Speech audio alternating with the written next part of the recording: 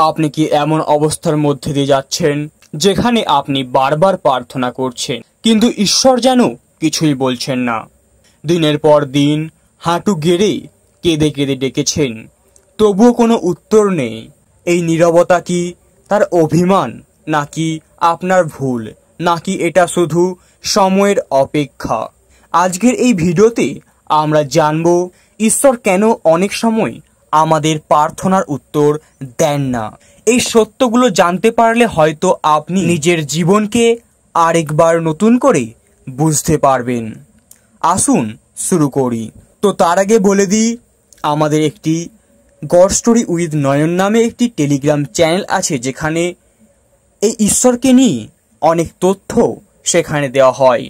আপনারা পড়বেন, জানবেন এবং আপনাদের জ্ঞান বাড়াবেন এবং সেই প্রার্থনা দ্বারা আপনাদের আশীর্বাদযুক্ত লাভ হবে। তো অবশ্যই চ্যানেলটি জয়েন করে নিন।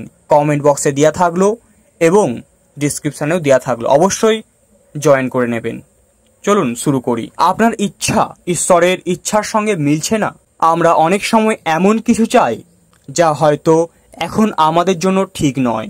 আমরা কেবল ফল চাই, কিন্তু ঈশ্বর আমাদের আত্মাকে শুদ্ধ করতে চান। তোমরা চাও কিন্তু পাও না, কারণ তোমাদের ইচ্ছা ভুল। যাকব 4:3 ঈশ্বর জানেন আপনি কি চাচ্ছেন, কিন্তু তিনি ভালো করে জানেন আপনার জন্য সবচেয়ে কি ভালো। আপনি ক্ষমা করতে পারছেন না। প্রার্থনার আগে আমাদের হৃদয় শুদ্ধ থাকা প্রয়োজন। কিন্তু যদি আপনার হৃদয়ে অভিমান, ঘৃণা বা অপরের প্রতি রাগ থাকে, তাহলে প্রার্থনা ব্যর্থ হতে পারে। যদি তুমি কাউকে ক্ষমা না করো, তবে স্বর্গীয় পিতা তোমাদের ক্ষমা করবেন না।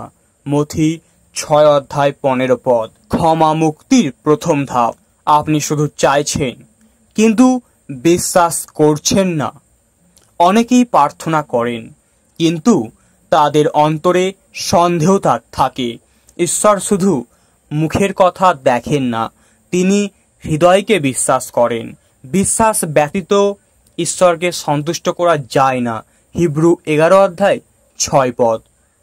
যদি আপনি পুরো বিশ্বাস নিয়ে না ডাকেন, তাহলে সেই প্রার্থনা ঈশ্বরের কাছে পরিপূর্ণ হয় না। আপনার জীবনে এখনো পাপমুক্ত নয়। আপনি ঈশ্বরকে ডেকেছেন ঠিকই, কিন্তু আপনি হয়তো এখনো সেই পুরনো ভুলগুলোর মধ্যে আছেন।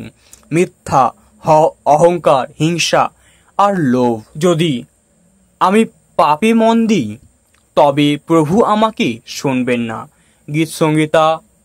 ঈশ্বর চান আপনি আগে নিজেকে শুদ্ধ করুন, তবেই তিনি আপনার কণ্ঠ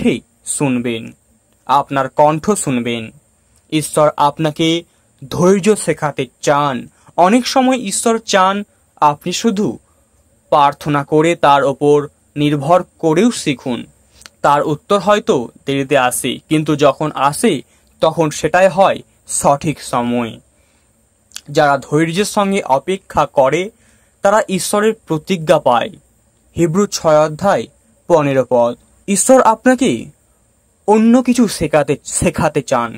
আপনি একদিক খুঁজছেন, কিন্তু ঈশ্বর আপনাকে অন্য পথে টেনে নিয়ে যাচ্ছেন। হয়তো তিনি চাইছেন আপনি মুক্ত। প্রার্থনার ফল নয়, তিনি আপনার চরিত্র গড়তে চান, আপনাকে আত্মিকভাবে শক্তিশালী করতে চান। হে প্রিয় বন্ধু, আসুন চোখ বন্ধ করি এবং একটিবার এই প্রার্থনা করুন। হে প্রভু, আজ আমি বুঝতে পারছি আমার প্রার্থনা শুনছেন না বলেই আপনি দূরে নন, বরং আপনি আমাকে পরিবর্তনে ডাক দিচ্ছেন। হে পিতা, আমার ভেতরের সব অন্ধকার, সব দুঃখ, অভিমান, পাপ আমি আজ আপনার পায়ে রেখে দিলাম। আমার হৃদয় শুদ্ধ করুন, আমার বিশ্বাসকে দৃঢ় করুন। আমার জীবনের প্রতিটি সিদ্ধান্ত যেন আপনার ইচ্ছার সঙ্গে মিলে যায়। আমি আপনাকে চাই, আপনার উত্তর চাই, তবে তার থেকেও বড় আপনার উপস্থিতি চাই। আমার প্রার্থনা যেন শুধু চাইবার না হয়, হোক এক আত্মিক সংযোগ যা বদলে দেবে আমার জীবন। আমেন। তিনি আপনার প্রতিটি কান্না দেখেন, প্রতিটি দীর্ঘশ্বাস দেখেন। আজ যদি উত্তর না পান, জেনে রাখুন তিনি আপনাকে প্রস্তুত করছেন আরও বড় আশীর্বাদের জন্য। তার নীরবতা মানে তিনি আপনাকে গড়ে তুলছেন। একটা সময় আসবে আপনি নিজেই বলবেন ভালো হয়েছে, তখন তিনি চুপ ছিলেন। আমি ঈশ্বরের নীরবতার মধ্যেও বিশ্বাস রাখি। ভিডিওটি শেয়ার করুন যাতে আরও কেউ বুঝতে পারে। ঈশ্বর সবসময় কাজ করছেন, শুধু আমাদের বুঝতে হয়, তার উপর বিশ্বাস রাখতে হয়। ঈশ্বর আপনার ও আপনার পরিবারের মঙ্গল করুক। ভিডিওটি শেষ পর্যন্ত দেখার জন্য সকলকে ধন্যবাদ।